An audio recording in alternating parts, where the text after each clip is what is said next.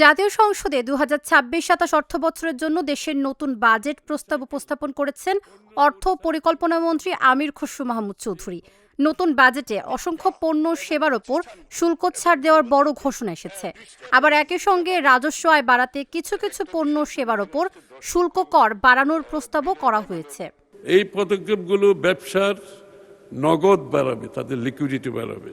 বিগত বছরগুলোর দ্রব্যমূল্যের ঊর্ধ্বগতির চাপ থেকে সাধারণ মানুষকে স্বস্তি দিতে ধান, চাল, গম, আলু, গবাদি পশু, হাঁস মুরগি, মাছ, পেঁয়াজ, রসুন, আদা, লবণ, চিনি, ভোজ্য তেল ও বীজ সহ মোট 60টি নিত্যপণ্যের ওপর করের হার 0.5% করার প্রস্তাব হয়েছে।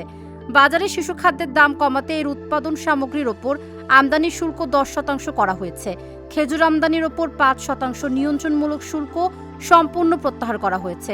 এছাড়া জিরা, দারুচিনি, এলাচি, লবঙ্গ, গোলমরিচ ও ধনিয়ার ওপর থাকা 5% নিয়ন্ত্রণমূলক শুল্কও সম্পূর্ণ তুলে নেওয়া হয়েছে।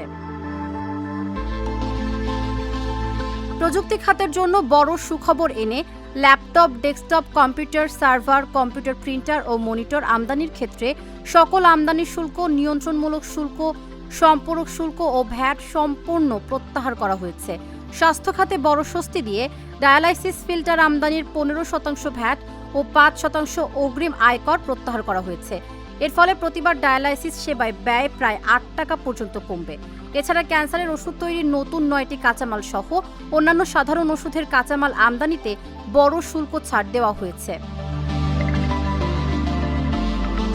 পরিবেশ বান্ধব বৈদ্যুতিক গাড়ির দাম কমাতে এর করভার 93% থেকে কমিয়ে দাম ভেদে 64 ও 80% করা হয়েছে।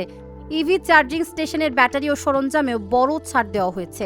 সোনা সরবরাহে কর 5% থেকে কমিয়ে 0.5% ও ভ্যাট কমিয়ে ভরি প্রতি 2500 টাকা নির্ধারণ করা হয়েছে। শুল্ক কমানোর ফলে guitar, piano, violin, cinematographic camera, projector, বিদেশি মাছ, মাংস, প্রাণী খাদ্য, পিওস যন্ত্র, সৌর বিদ্যুতের সরঞ্জাম, লিপস্টিক ও ফেসওয়াশের দাম কমতে পারে। সিগারেটের ন্যূনতম খুচরা মূল্য নিম্ন স্তরের ক্ষেত্রে প্রতি 10 শলাকা 62 টাকা, মধ্যম স্তর 92 টাকা, উচ্চ স্তর 160 টাকা ও অতি উচ্চ স্তর 210 টাকা নির্ধারণের প্রস্তাব হয়েছে।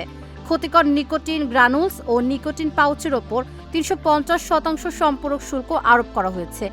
এদিকে 1200 থেকে 1600 সিসির ইন্টারনাল কম্বাসন ইঞ্জিন বিশিষ্ট আমদানি করা গাড়ির ওপর কর ভার 132.36% থেকে বাড়িয়ে প্রায় 156% করা হয়েছে। এদিকে রড তৈরির বিভিন্ন কাঁচামাল ও উপকরণের ওপর ভ্যাট বাড়ানো হয়েছে।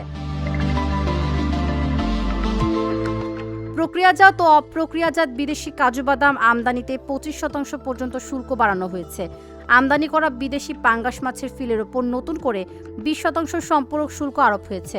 এছাড়া বিদেশি গ্যাস সিলিন্ডার বা কম্পোজিট এলপিজি, বিদেশি মধু, বিদেশি সুপারি, কফি, তৈরি খাবার, sugar, confectionery, lip liner, lip gel, বিদেশি টাইলস, স্যানিটারি ওয়্যার, বেসিন, বিদেশি ফোম, মাইক্রোওয়েভ ওভেন, সাইকেল ও খেলনার দাম বাড়তে পারে। তাবাসসুম সেজুথি, ঢাকা জার্নাল।